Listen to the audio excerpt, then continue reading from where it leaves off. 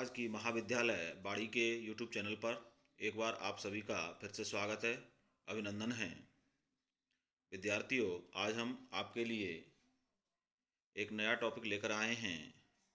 Topic है प्रेमचंद की कालजयी कहानी पूस की रात। यह प्रेमचंद की कहानी 1930 में प्रकाशित हुई थी। यह कहानी प्रेमचंद की पूर्व की कहानियों से कुछ अलग है, हटकर है। पूस की रात में प्रेमचंद किसी मिथ्या आशावाद या आदर्शवाद के झमेले में नहीं है। कहानी को खामखा किसी उद्देश्य से जोड़ना भी उन्हें जरूरी नहीं लग रहा है। कहानी क्या है? एक रात का अनुभव, एक स्थिति का अनुभव, एक नकारात्मक निर्णय का अनुभव भी। रात की ठंड खेत की रखवाली कर रहे हल्कू किसान को हिला देती है। वह कुत्ते जबरा के साथ ठंड को काटने का बहुविध प्रयास करता है। फिर वे दोनों सो जाते हैं। नील गायें सारा खेत चर जाती हैं। कहानी का अंत यह है, दोनों फिर खेत के डांड पर आए, देखा सारा खेत रौंदा पड़ा है। मुन्नी ने चिंतित होकर कहा, अब मजूरी करके मालगुजारी भरनी पड़ेगी। हल्कू ने प्रसन्न मुख से कहा, रात की ठंड में यहाँ सोना तो न पड़ेगा। जाहिर है कोई समाधान नहीं है। अंडरटोन ही कहानी को एक अर्थपूर्ण संगठन दे सका है। पूस की रात कहानी की विषय वस्तु की बात करें तो इसकी विषय वस्तु क्या है? एक सीमांत किसान की व्यक्तिगत त्रासदी।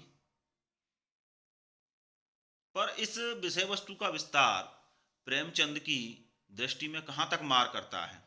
वह सीमांत पैमाने पर किसान द्वारा किए जाने वाले आर्थिक उत्पादन की उस प्राचीन प्रणाली को भी नष्ट कर देगा जिसे सामंतवाद घसीटता हुआ कृषि क्रांति के अभाव में विनाश के द्वार पर ले आता है। डॉक्टर रामविलास शर्मा लिखते हैं, अच्छी कहानी लिखने के लिए विषय वस्तु का महत्वपूर्ण होना जरूरी है। पूस की रात का हल्कू अपने नाम के विपरीत बड़े डीलडौल वाला है। इस हास्यपूर्ण स्थिति की विडंबना महाजन के कारिंदे की धौंस में है। हल्कू सेना की गालियां और धमकियां नहीं सहेगा। यह किसान का आत्माभिमान है, पर यह आत्माभिमान संतुलन की कितनी पतली डोर पर टिका हुआ है। हल्कू स्थिति से चतुरता से लाभ उठाने वाला किसान नहीं है। स्थिति की किसी चतुराई का लाभ नहीं उठा पाता हल्कू। यों भी भारतीय किसान सुविधाओं की एक विशेष निम्न अवस्था में जीने का आदी है, पर आत्मा अभिमान इस समुदाय के स्त्री पुरुषों में कम नहीं है। हल्कू उसी वर्ग का एक समुदाय का सदस्य है। कहानी एक छोटे तीखे संवाद से शुरू होती है, पति पत्नी के संवाद से। महाजन के तगादे की पृष्ठभूमि में इस छोटे संवाद का बड़ा महत्व है। प्रेमचंद मानवीय महत्व के इस संवाद में एक सरल द्वंद्व उभारते हैं। इसमें पति पत्नी की टकराहट भी है और एक आत्मद्वंद का झटका भी। पत्नी झल्लाती है, फिर स्थिति की नजाकत को समझकर खींचती है। मैं कहती हूँ, तुम खेती छोड़ क्यों नहीं देते? स्थिति से मुक्ति का यह मार्ग कितना भयानक है। कोई किसान जमीन छोड़ दे, इसकी कल्पना उसके लिए असह्य है। यह संपत्ति का मोह उतना नहीं है जितना भूमि से श्रम के नैसर्गिक संबंध का संस्कार है। सहस्त्राब्दियों से किसान इस नैसर्गिक संबंध से जुड़ा रहा है। उसके सारे जीवन कलाप में यह संबंध व्याप्त है। प्रेमचंद के कथा साहित्य से अधिक इसकी सहज अभिव्यक्ति और हमें कहाँ देखने को मिलेगी। पति पत्नी दोनों यातना और मुक्ति के द्वंद्व में हैं, पर एक खुला निर्णय उनके लिए तब भी संभव नहीं है। मुन्नी उस उल्लंघन सत्य से अपरिचित नहीं है। रुपए निकालकर देती हुई उसकी आत्मा कहती है, मजूरी में सुख से एक रोटी तो खाने को मिलेगी। और हल्कू का मस्तक अपनी दीनता के भार से दबा जा रहा था। यह आत्मदीनता स्थिति का एक और उपस्थापन है। सीमांत किसान के मजदूर बनने की एक आहत प्रक्रिया। कहानी में एक पूरी रात का सिनेरियो है। यह किसी विश्व युद्ध की रात का दृश्य नहीं है, एक नामहीन आतंक की रात है जिसकी मार्मिक पटकथा प्रेमचंद अपने सादे अंदाज में प्रस्तुत करते हैं। यह अदृश्य हवाओं से डॉन क्वेटो की कल्पित लड़ाई नहीं है, यह पूस की रात की हवा है जो हार में हाड़ तक को गला देती है। किसान से ज्यादा इन हवाओं की मार को कौन जान सकता है। प्रेमचंद इसका एक चित्र ऐसे प्रस्तुत करते हैं कहानी में। पूस की अंधेरी रात, आकाश पर तारे ठिठुरते हुए महसूस होते थे। हल्कू अपने खेत के किनारे ऊख के पत्तों की एक छतरी के नीचे बांस के खटोले पर अपनी पुराने गाड़े की चादर ओढ़े कांप रहा था। काट के नीचे उसका संगी कुत्ता जबरा पेट में मुंह डाले सर्दी से कू कू कू कांप रहा था। दो में से एक को नींद नहीं आती थी। पछुआ, राण पछुआ न जाने कहां से बर्फ लिए आती है, दृश्य सजीव हो उठता है। हल्कू जबरा की ठंडी पीठ सहलाता हुआ कहता है, कल से मेरे कल से मेरे साथ मत आना, नहीं तो ठंडे पड़ जाओगे। कैसी आत्मी व्यंजना है संग से उपजी संगी के लिए। इस वर्जना के साथ साथ अपने भाग्य पर इतनी ही सजीव टिप्पणी भी करते हैं। एक एक भगवान ऐसे पड़े हैं जिनके पास जाड़ा जाए तो गर्मी से घबरा कर भागे। इस टिप्पणी के पीछे आहत अनुभव का एक संपूर्ण यथार्थ मुकर है। तकदीर की खूबी है, मजूरी हम करें, मजा दूसरे लूटें। विरोध का ऐसा सजीव नाटक प्रेमचंद ही लिख सकते थे। यह नाटक नमक का दरोगा और आत्माराम का नहीं है, ठाकुर का कुआ और पूंछ की रात से होती हुई नाटकीयता कफन तक अपना विस्तार करती है। प्रेमचंद गांव और किसानों की कहानियां लगातार लिख रहे थे। मध्य वर्ग की अपेक्षा इनकी पकड़ इस जीवन पर निश्चित रूप से अधिक थी। अपनी विषय वस्तु को कथानक और चरित्र के संदर्भ में निरंतर संवारते हुए वे कहानी की संरचना में आश्चर्यजनक परिवर्तन ला रहे थे। संरचनात्मक यह परिवर्तन पूंछ की रात में और भी ज्यादा उत्कर्ष पर है। पटकथा में दृश्य परिवर्तन होता है। शीत लहर रात के साथ और तेज होती जाती है। इसके बीच हल्कू और जबरा के बीच संलाप चलता रहता है। इस संलाप में प्रेमचंद अपनी आत्मा का रस घोलते हैं। संवाद सजीव हो उठता है। शीतलहर पर काबू पाने को हल्कू की सशक्त आत्मिक इच्छा कई प्रयत्नों में अभिव्यक्त होती है।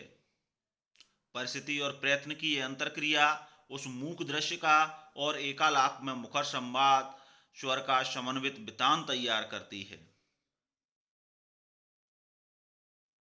पटकथा में फिर दृश्य आगे बढ़ता है। एक छोटा सा दृश्यांतर पूरे परिदृश्य को बदल देता है। और अलाव में जब हल्कू अलाव जलाता है, अलाव में उठती लपट को फांदते हुए हल्कू का उत्साह देखते बनता है। हरारत की गर्मी से शीतलहर पिघलती मालूम होती है। अलाव धीमा होता है तो फिर शीतलहर लौट के आती है। हल्कू जबरा को गोद में उठा लेता है। हल्की दुर्गंध के बाद जब सब कुछ सहज हो जाता है, इस अनोखे स्पर्श से उसकी आत्मा के तमाम द्वार खोल दिए। ये मैत्री कैसी अपूर्व लगी। ममता ने सहकार को बढ़ावा दिया, फिर तो जबरा ने नई स्फूर्ति से सारी जड़ता को छिन्न भिन्न कर दिया। उसकी इस स्फूर्ति का एक चित्र प्रेमचंद यूं प्रस्तुत करते हैं। वह झपट कर उठा और छतरी के बाहर कूद गया। हल्कू ने कई बार उसे चुमकाकर वापस बुलाया, पर वह उसके पास न आया। हर में चारों तरफ दौड़कर भूंगता रहा। कर्तव्य उसके हृदय में अरमान की भांति उछल रहा था।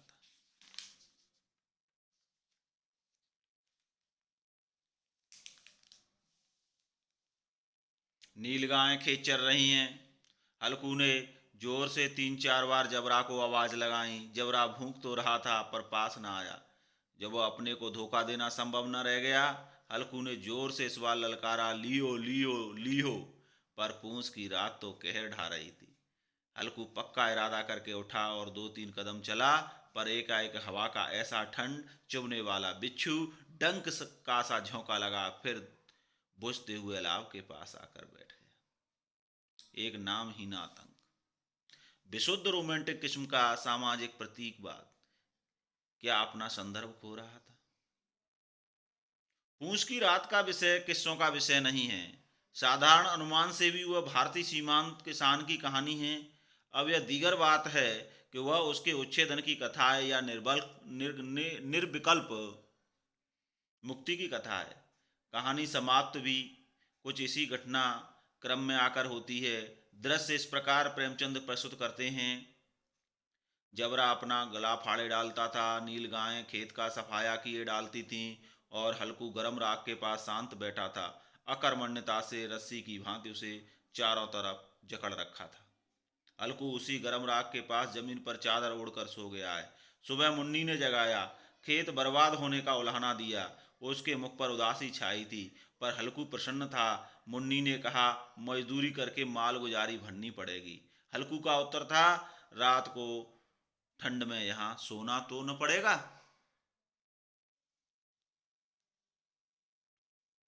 हल्कू की मानसिक मुक्ति का यह कथानक अपने विषय से ज्यादा जटिल है।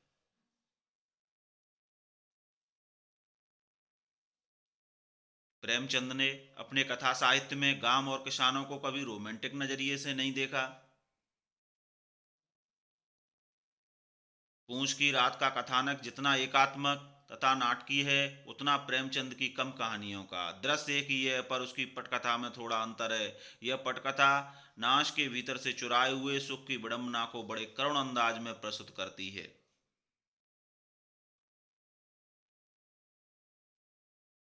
साधारण भारतीय किसान की नई पीढ़ी की मानसिकता का जो संकट है, उसे प्रेमचंद कई कोणों से देखते हैं। हल्कू का संकट स्वयं उसके साथ समाप्त हुआ हो या न हुआ हो, पर गोबर तक आकर समाप्त हो गया था। यह मामूली संकट नहीं था। भूमि के प्रति किसान की यह उपराम दृष्टि जीवन की जिस अदृश्य दुर्घटना का परिणाम है। प्रेमचंद हमें उस सोच को बाध्य करते हैं। सामाजिक विस्थापन की यह स्थिति समकालीन जीवन का विकट प्रकरण प्रस्तुत करती है। बहुत बहुत धन्यवाद।